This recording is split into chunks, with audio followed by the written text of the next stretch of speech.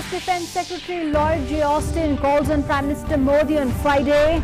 Prime Minister welcomes the warm and close relationship between the two countries, which is rooted in shared values of democracy, pluralism and commitment to a rules-based order. Austin to meet Defense Minister Rajnath Singh today. The scrutiny of nominations for Phase 3 of the upcoming Assembly elections of West Bengal and Assam, Tamil Nadu, Puducherry and Kerala to take place today. Prime Minister Modi to hold public meetings in Kharagpur in West Bengal, to also address election rally in Chabua in Assam. The TMC and Congress to also hold poll rallies. India scales a landmark peak in the fight against COVID-19. As part of the world's largest vaccination exercise, more than 4 crore doses have so far been administered. 18.16 lakh doses given till 7 in the evening on Friday. Union Home Secretary Ajay Bhalla writes to all the states and the Union Territories amid the surge in COVID-19 cases and reiterates the significance of COVID-appropriate behavior like the wearing of masks, hand hygiene and social distancing. Instructs to maintain strict surveillance to fully overcome the pandemic. US President Joe Biden urges Americans to speak up against hate, warns that a silence is simplicity in the face of the racist acts.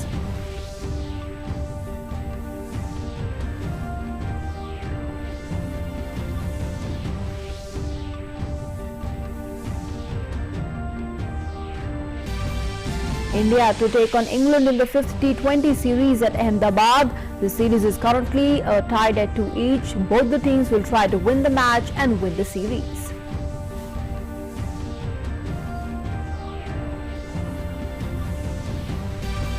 Indian badminton star PV Sindhu reaches semi-finals of the All-England Championship.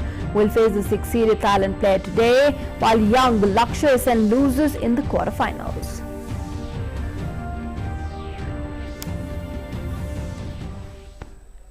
Hello and good morning. You're watching DD India with me, Nancy Kohli. A top story: the US Secretary of Defense Lloyd Austin, who is on a 3-day visit to India, called on Prime Minister Modi on Friday.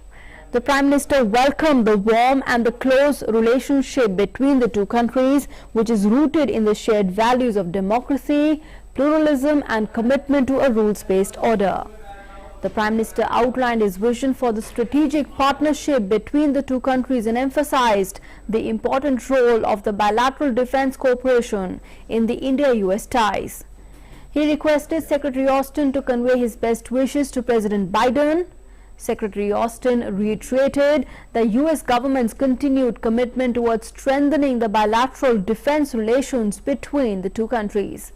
He also expressed US's strong desire to further enhance the strategic partnership for peace, stability and prosperity in the Indo-Pacific region and beyond. And earlier, the US Defense Secretary Lloyd Austin arrived on a 3-day visit to India. The visit comes a week after the Quad summit and is the first high-level visit of the Biden administration to India. Now, Austin's visit to India as part of his first overseas travel emphasizes the strength of the India-US strategic partnership. Here's a report. United by our democratic values and our commitment to a free, open and inclusive Indo-Pacific. Our agenda today, covering areas like vaccines, climate change and emerging technologies, made the Quad a force for global good.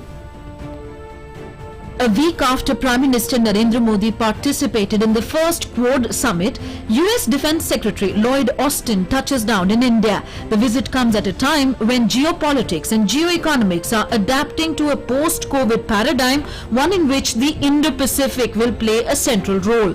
Austin tweeted on his arrival, "Thrilled to be here in India. The breadth of cooperation between our two nations reflects the significance of our major defense partnership as we work together to address the most pressing challenges facing the Indo-Pacific region." The Quad Summit, which saw the leadership of India, Australia, Japan and the United States take their cooperation to a new level, seeking a region that is free, open, inclusive and healthy, anchored by democratic values and unconstrained by coercion. Senior officials of the Quad countries will meet on a regular basis, leading up to an in-person summit meeting later this year.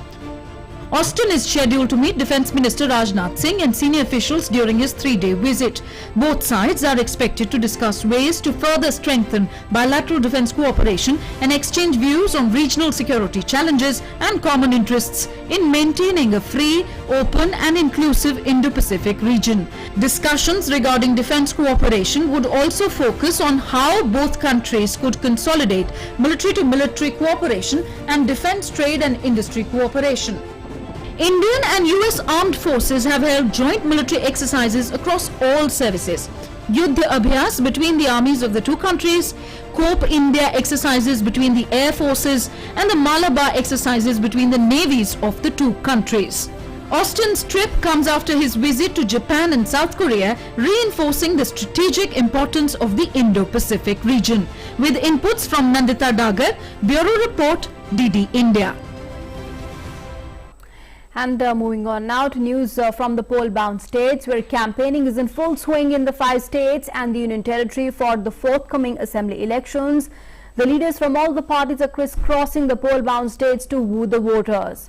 Prime Minister Modi will be in West Bengal and Assam today. He'll address rallies in Kharagpur in West Bengal and Chabua in Assam. The Prime Minister in a tweet said that he will elaborate on the BJP's development agenda in his speeches. He said it is clear that both the states of West Bengal and Assam want to elect the NDA in the upcoming elections. Now, golden lights, illuminated diyas and people decked up in colourful attires. Well, these are the scenes from Assam ahead of Prime Minister Modi's visit to the poll-bound state. The Prime Minister is scheduled to be on a 2-day visit to Assam starting from 21st of March. The preparations ahead of the visit in Assam's Chabua are on peak, and people of the state are all set to welcome their leader with full enthusiasm.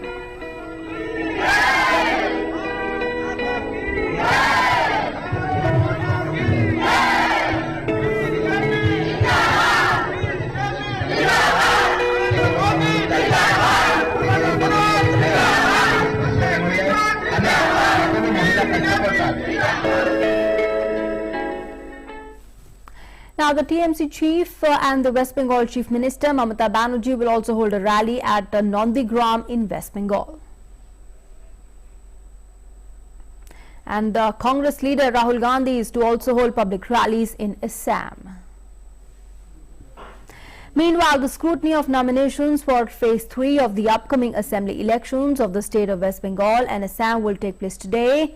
The scrutiny of the nomination papers will also take place in Tamil Nadu, Puducherry and Kerala for the upcoming assembly elections. And let's now move on, get you all the updates on COVID-19 from across the country. Well, even as India's vaccination drive continues to cross new milestones, Maharashtra continues to give the worrying news. And according to the state government, 25,681 fresh cases were reported in the last 24 hours. The Health Minister, Dr. Harshvardhan, has once again urged people to trust the Indian scientists, vouching for the safety and the efficacy of the vaccines, which have now inoculated more than 4 crore people. India has achieved another milestone in the battle against novel coronavirus. Vaccinations have crossed the 4 crore mark. Meanwhile, Union Health Minister Dr. Harshvardhan has allayed fears regarding COVID-19 vaccines. In a reply during question hour in the lower house of Parliament, the minister urged people to trust scientists and stressed on the Made in India jab. हमें निश्चित रूप से जो scientific data है उसका विश्लेषण है उसके ऊपर विश्वास करना जरूरी है। हमारे भारत में जो 2 वैक्सीन आज लोगों के पास उपलब्ध कराई गई हैं, ये तीनों पैरामीटर्स पर यानी सेफ्टी का पैरामीटर, एफिकेसी का पैरामीटर और इम्यूनोजेनेसिटी का parameter.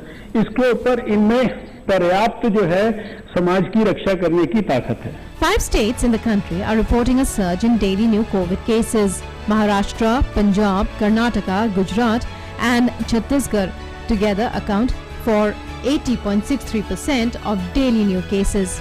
The Maharashtra government has put in place stringent measures to check rising COVID cases.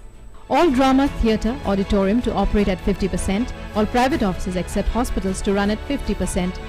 Head of government offices to decide on operational capacity. Manufacturing sector to function at full capacity with protocol. In Gujarat, Ahmedabad Municipal Corporation has ordered the closing of shopping malls and multiplexes on Saturday and Sunday. केंद्र और राज्य की सरकारें विशेष करके जिन राज्यों में बढ़ रही है, हमारी पूरी टीम तकनीकी टीम जो है उस पर ध्यान दे रही है। COVID cases are also rising in the southern state of Karnataka. The government has appealed to people to follow COVID-19 protocol. Instructions also given to take strict action to control the COVID, to follow the rules of mask, sanitizer, distance maintain. That's given by the Revenue Department and Disaster Management. Punjab is also witnessing a surge in COVID cases. The government has imposed night curfew in 11 districts from 9 p.m. to 6 p.m. The centre is actively engaging with all states and union territory governments, especially those showing an upsurge in daily new cases and with a high caseload of active cases. The union government is regularly reviewing the status of COVID containment and public health measures with them. Bureau Report, DD India. The Madhya Pradesh government on Friday announced a complete lockdown every Sunday for the 3 most affected districts, Indore, Bhopal and Jabalpur. The Sunday lockdown returned after 7 months. Earlier, the state government had imposed a lockdown every Sunday in August. The state Chief Minister Shivraj Singh Chauhan said the lockdown has been imposed to curb the infection cycle as it would be effective for 30 hours considering that the night curfew is already there in these districts.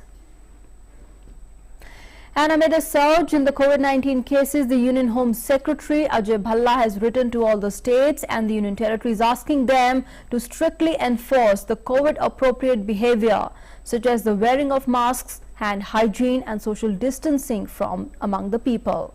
The Home Ministry has also said that the rise in the COVID-19 cases is largely due to the laxity of the people, particularly in the crowded places, while asking the states and the union territories to follow the COVID-19 guidelines issued by 8 and 27th of January, urging people to follow COVID-19 appropriate behavior. It has also alerted that due precaution must be taken considering the festival season, particularly Holi, which is coming up.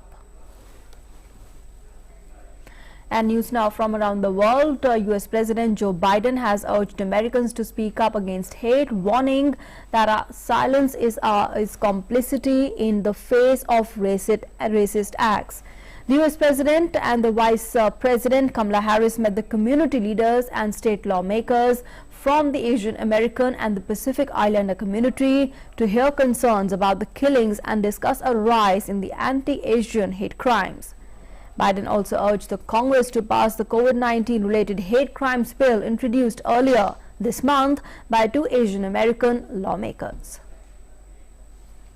Too many Asian Americans have been walking up and down the streets and worrying, waking up each morning the past year feeling their safety and the safety of their loved ones are at stake. They've been attacked, blamed, scapegoated, and harassed. They've been verbally assaulted and physically assaulted, killed. Documented incidents of hate against Asian Americans have seen a skyrocketing spike over the last year, let alone the ones that happened and never get reported. And speaking on the occasion, Kamala Harris said that the Asian Americans have been attacked and scapegoated in the wake of a deadly shooting rampage in Georgia that left 8 people dead, including 6 women of Asian descent. Whatever the killer's motive, these facts are clear. 6 out of the 8 people killed on Tuesday night were of Asian descent. 7 were women. The shootings took place in businesses owned by Asian Americans. For the last year, we've had people in positions of incredible power scapegoating Asian Americans, people with the biggest pulpits spreading this kind of hate. Ultimately, this is about who we are as a nation. This is about how we treat people with dignity and respect. Harm against any one of us is a harm against all of us. The President and I will not be silent. We will not stand by. We will always speak out against violence, hate crimes, and discrimination wherever and whenever it occurs. Moving on now, the senior U.S. and Chinese officials concluded their talks in Alaska on Friday after a dramatic opening round laid bare the depth of the tensions between the world's two largest economies at the outset of the Biden administration. The run-up to the talks in Anchorage, which followed visits by the U.S. officials to allies Japan and South Korea, was marked by a flurry of moves by Washington that showed it was taking a tough stand, as well as by blunt talk from Beijing, warning the U.S. to discard illusions that it would compromise. The U.S. accused China of grandstanding for its domestic audience, and both the sides suggested the other had broken the diplomatic protocol. And later, speaking with reporters, the U.S. Secretary of State said that the meeting made the Chinese officials defensive. Jake and I spent several hours in conversation with our Chinese counterparts over the last couple of days, and we certainly know and knew going in that there are a number of areas where we are fundamentally at odds, including China's actions in Xinjiang with regard to Hong Kong, Tibet, increasingly Taiwan, as well as actions that it's taking in cyberspace. And it's no surprise that when we raised those issues, clearly and directly, we got a defensive response. But we were also able to have a very candid conversation over these many hours on an expansive agenda, on Iran, on North Korea, on Afghanistan, on climate. Our interests intersect. On economics, on trade, on technology. We told our counterparts that we are reviewing these issues with close consultation with Congress, with our allies and partners, and we will move forward on them in a way that fully protects and advances the interests of our workers and our businesses. The U.S. National Security Advisor Jake Sullivan said that the U.S. had been clear-eyed coming into the talks. We were clear-eyed coming in, we're clear-eyed coming out, and we will go back to Washington to take stock of where we are. We'll continue to consult with allies and partners on the way forward, and of course, on issues ranging from Iran to Afghanistan, through the normal diplomatic channels, we'll continue to work with China going forward. And moving on now to update on the situation in Myanmar, where 2 more journalists were detained in Myanmar on Friday, part of the military's intensifying efforts to choke off the information about resistance to last month's coup. And in other updates, at least 9 protesters were killed on Friday as protests continued against the junta government, which took over power from the civilian leader Aung San Suu Kyi on the 1st of February. The armed forces resorted to the use of the live ammunition against the protesters in the central town of Ong Ban and in the northeastern town of Loikor. Meanwhile, the Indonesian President Joko Widodo has called for democracy to be restored and violence to be halted in Myanmar. He also said that the Southeast Asian leaders should hold a high-level meeting to discuss the situation in Myanmar.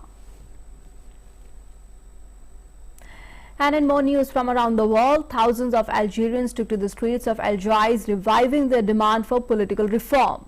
The protesters, while rejecting the early legislative elections to be held in June, chanted, "No elections with the gangs." The protesters have also refused to vote in the upcoming elections.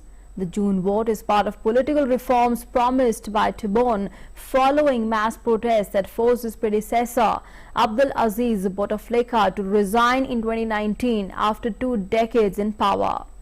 The Algerians in November last year voted for amendments of the constitution giving more powers to the Prime Minister and Parliament despite a low voter turnout. Now, Facebook has said on Friday that its services were being affected by a number of issues after nearly 1 million people across the world reported problems with its photo-sharing app Instagram.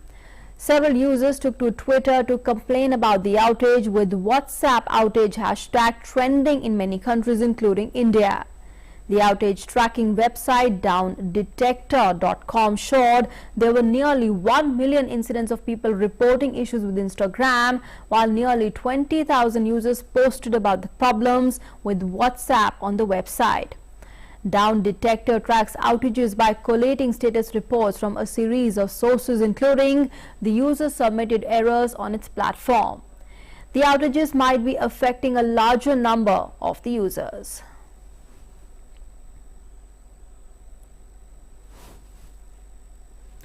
In more news now, a volcanic eruption began in the southwestern Iceland near the capital on Friday, following thousands of small earthquakes in the area in recent weeks.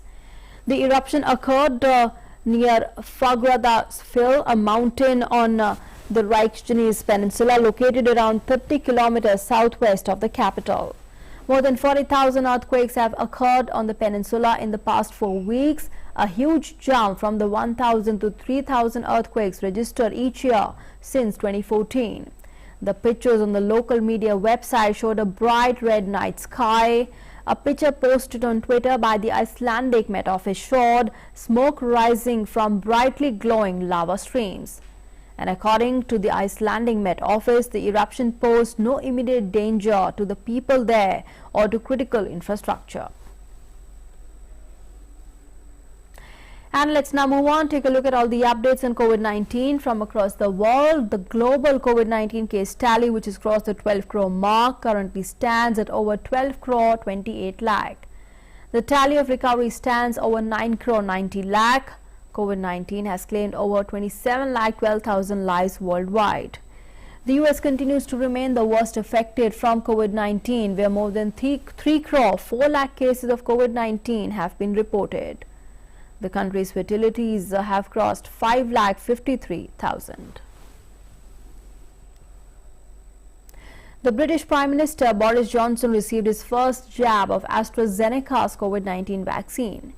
Johnson got inoculated as European countries have resumed the usage of AstraZeneca's COVID-19 vaccine after the regulators claimed that the benefits of the jab outnumber its side effects. European countries had temporarily suspended the usage of the vaccine in trail of the reports of blood clots. Meanwhile, Prime Minister Boris Johnson has urged people to get themselves vaccinated. It was very good, very quick, and you know what I'm going to say. I cannot recommend it too highly. Everybody, when you do get your notification to go for a jab, please go and get it. It is the best thing for you, best thing for your family and for everybody else.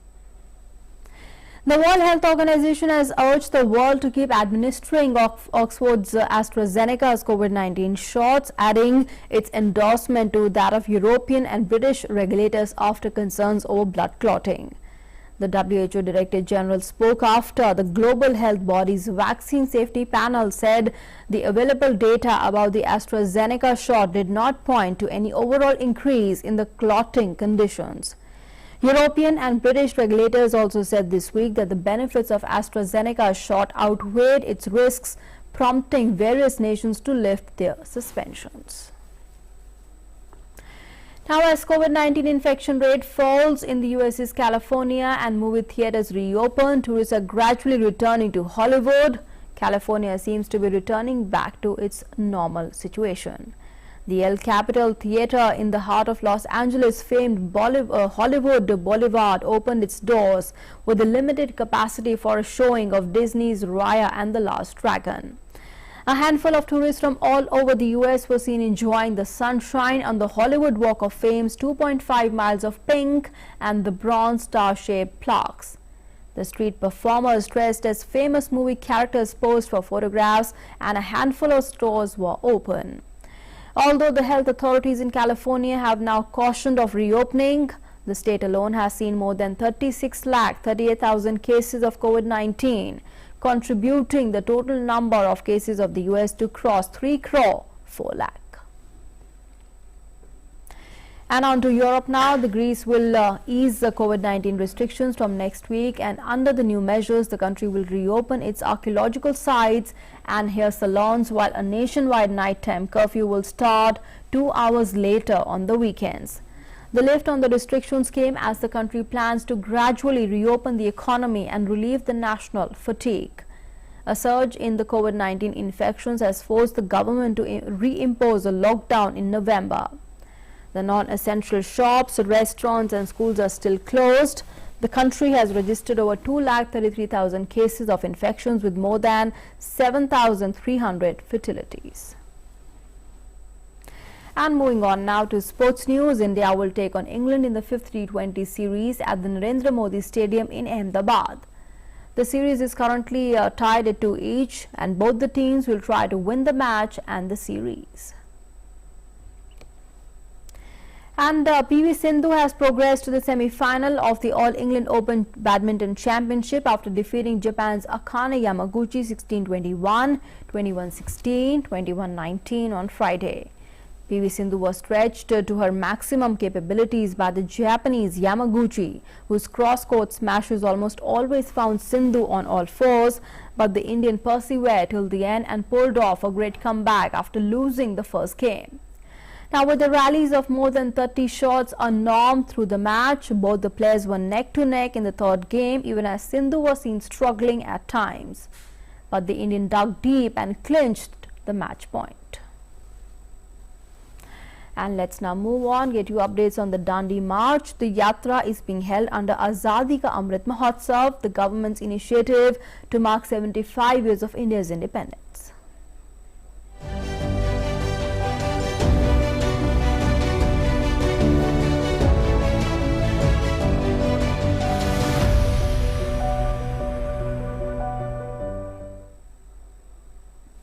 And with that, it's a wrap on this edition of the news. Thanks for being with us.